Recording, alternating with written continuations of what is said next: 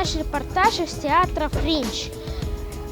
Актеры готовы к представлению. Желаю приятного просмотра. ההצגה נקראת תופר החלומות והדמות החשובה היא נמנמונת. עוד מעט הצופים יגיעו וההצגה תתחיל.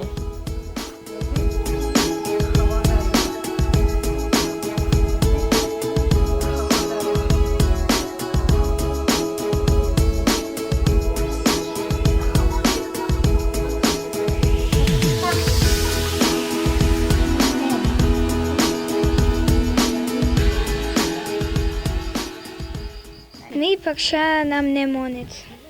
את מי אני פגשתי? מה, אתם לא ראיתם את ההצגה? אני פגשתי... ראיתם את האישה המוזרה עם החוטים? כן. קוראים לה חוטילדה. ואחר כך ראיתם את מי פגשתי? את האיש המוזר הזה?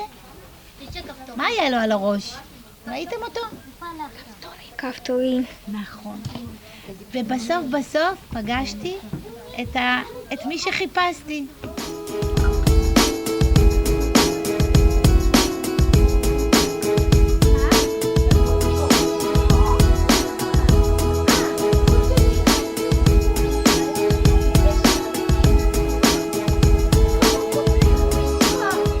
שלום, על מה ההצגה שלכם? מה, לא ראית?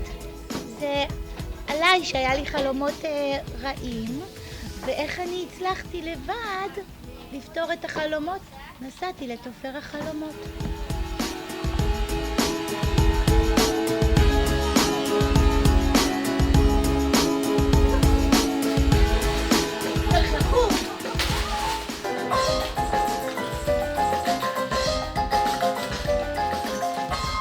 מה לומדים מההצגה הזאת? מה את חושבת?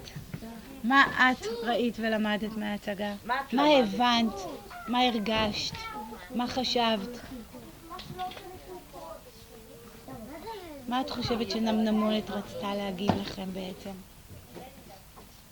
שהחלומות שלה רעים. נכון. ומה אפשר לעשות איתם? אפשר לתקן אותם. אפשר... מצוין. אתה יכול לתפור לי חלומות נעימים.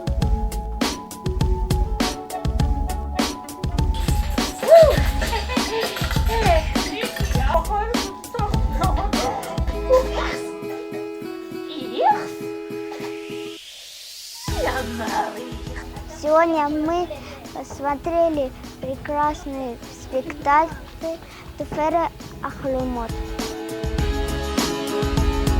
אני מאחלת לכם יום טוב וחופש שמח.